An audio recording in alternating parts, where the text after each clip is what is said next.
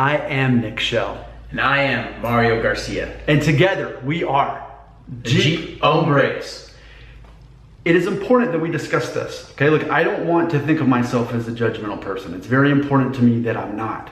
Because the moment you think that you're better than another person in any way, you instantly are wrong. With that being said though, there's kind of like this unspoken class within Jeep Wranglers, right? A hierarchy. A hierarchy is really the word that I need to put in the title here. Yeah. I have my thoughts, but I want you to start. Like, go ahead and tell me your version of it. Oh man. So when we're talking about Jeep Wranglers, I would say top Jeep Wrangler, because you have different styles, different types. Jeep Rubicon.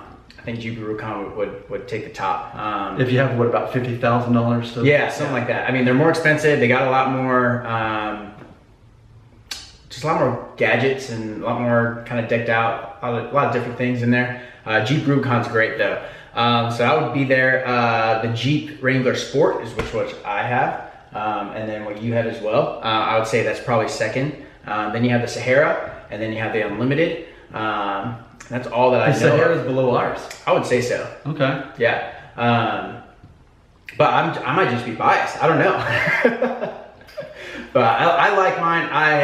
A buddy of mine, he had a Sahara, or he has a Sahara, and out in Iowa, and it was something that I just like mine a little bit better. I just like the sports a little bit better. They have a little bit more acceleration. I'm just a fan of those. The Sahara definitely seem more of in the name, a safari type, compatible for that. So but the Rubicon Sport, Sahara, Unlimited, would be my classification of kind of the hierarchy. Yes, definitely. And I will 100% match that. I agree with you on that. It's just funny because in my mind, I can't ever think about affording the Rubicon. Yeah. And I'm just so happy with mine as it is. And I'm like, I'm okay with this. This is good enough for me. When this is too old, I'll just trade it in for another one exactly like it, and I'll be happy. So there's that version of it. And that's why I wanted to ask your take on it, because I have a whole other thing in my mind here, a whole different hierarchy. Yeah. So here it goes. So kind of camping out on what you said, there's like this, how do I say it? You don't want to be a Jeep poser. Sure. And for me, you can be a Jeep poser if you end up buying certain kinds of Jeeps that ultimately a girl would drive. Can I say that? Yeah. So let's start with it. So, I've been talking out loud about Jeeps for years, and I remember a couple years ago, a coworker, I had told him, my dream vehicle is to get a Jeep Wrangler. And I told him in this conversation, I said, well, my wife said, if we get one, it's going to need to be one of the four doors. And I didn't think anything of it at the time. And the coworker said, well, that's like a minivan. That's like a mom Jeep. And it stuck in my mind. And especially now that I got this one, I'm like, it just takes away the ruggedness. If it's that big, if it's that frame, it's like, is it just a really nice minivan ultimately? Is it like, I don't know. And I've mentioned before, like a car that I cannot appreciate is a Toyota Highlander. I've reviewed so many cars. If you Google my name, along with any car, especially Toyota, Lexus, you're going to find all these blog articles that they've sent me cars for a week at a time to review. And that's actually one of my least favorites is the Toyota Highlander, because it feels like it's driving like a minivan. With that being said, I love their actual minivan, and I've driven to Louisville and back. It's awesome. But the Highlander just feels like something a girl would be driving. My mom drove one. So. See? Yeah. And like, however, if we're talking about a 4Runner, that's one of my favorite vehicles too. Yeah. I've also driven one of those to Louisville and back on a trip. Loved it. Yeah. But certain cars just seem ergonomically friendly to women. So in my mind, and I can be wrong, but in my mind, 2-door is superior.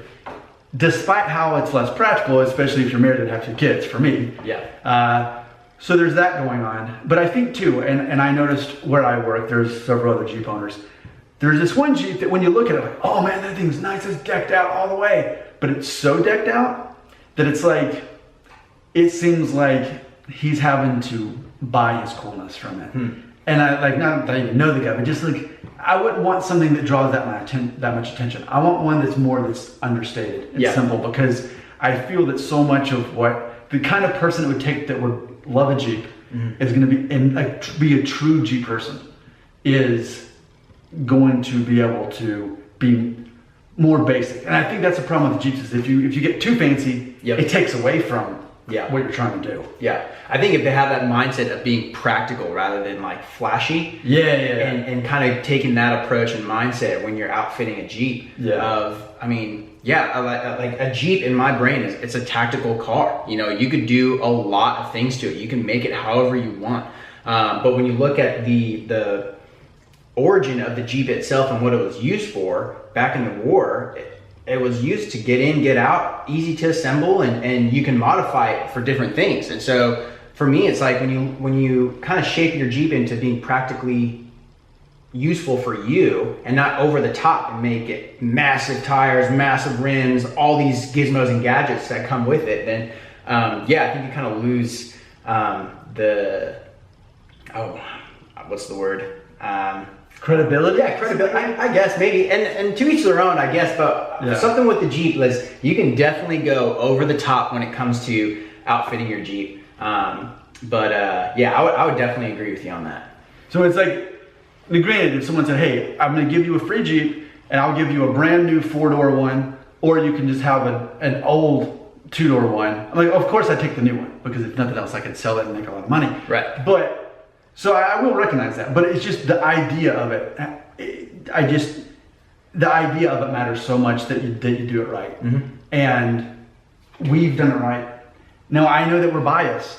Is the thing, but see, that's why we're starting this conversation, because I have to know that in the Jeep community, of people who aren't even in the community but would watch our videos anyway, that it's understood that if you're in the Jeep family, you're in the Jeep family, but ultimately there's more street cred involved to some degree, because on this scale is that ultimately practicality and less showiness is a good balance. But still, you can have a Rubicon and not be too flashy. Oh, absolutely. And so that's part of that, the part of that balance. Yeah, absolutely. I agree with you on that. So there's a comment section. It's right here. It's for you.